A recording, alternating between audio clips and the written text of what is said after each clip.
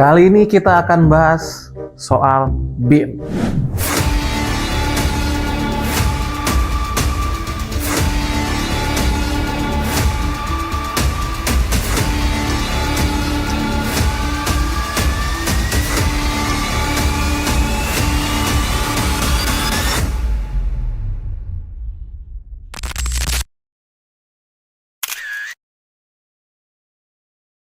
Kenapa Badan Intelijen Negara itu sangat penting untuk dibahas?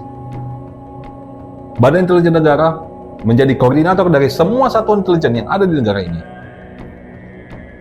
Badan Intelijen Negara mempunyai peranan penting untuk menangkal, mencegah negara ini hancur.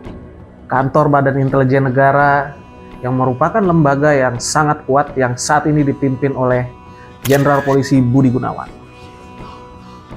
Sebentar lagi kita akan memasuki masa transisi pemerintahan dari Presiden Jokowi ke Presiden terpilih Prabowo Subianto. Lalu lantas siapa yang akan menjadi kepala BIN berikutnya? Doktrin pemilihan kepala Badan Intelijen Negara mulai dari Republik ini berdiri sampai saat ini, saya yakin betul bahwa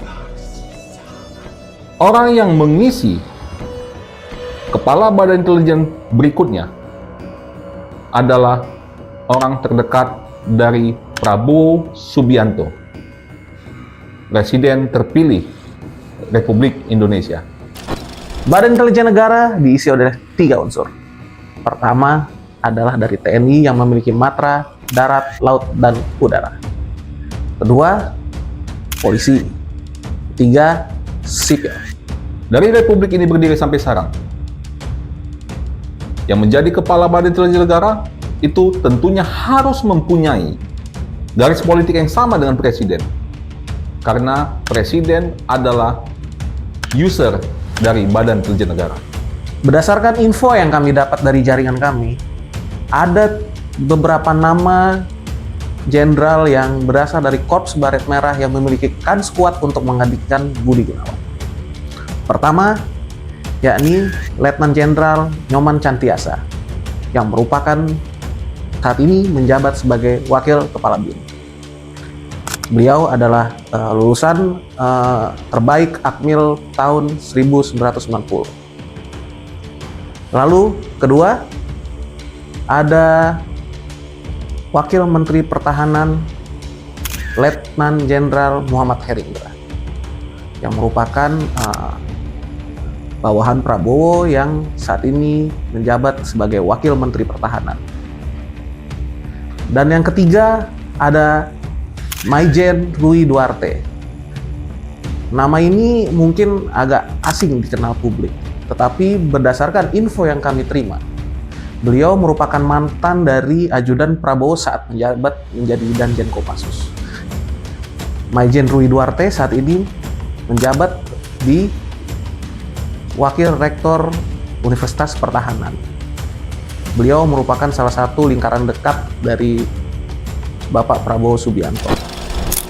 Apakah nanti Badan Intelijen Negara digunakan untuk kepentingan politik sang Presiden atau benar-benar untuk politik negara? Itu tidak ada yang tahu. Yang pastinya dari 3 unsur di dalam Badan Intelijen Negara, sipil, TNI, dan Polri, saya lebih meyakini Bapak Prabowo Subianto akan melakukan reformasi sistem intelijen di Indonesia. Dia akan menerapkan Prabowo Style. Prabowo Style yang saya maksud adalah tidak terdeteksi, tidak terkirakan, dan selalu mengundang banyak tanda tanya.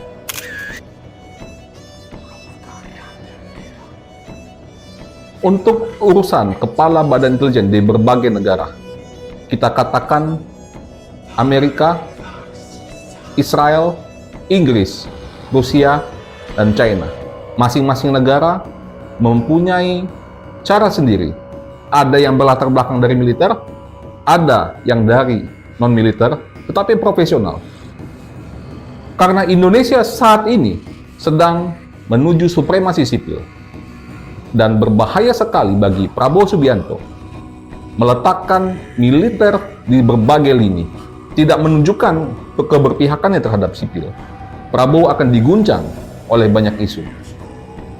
Kepala Badan Intelijen Negara sudah saatnya dipimpin oleh sipil.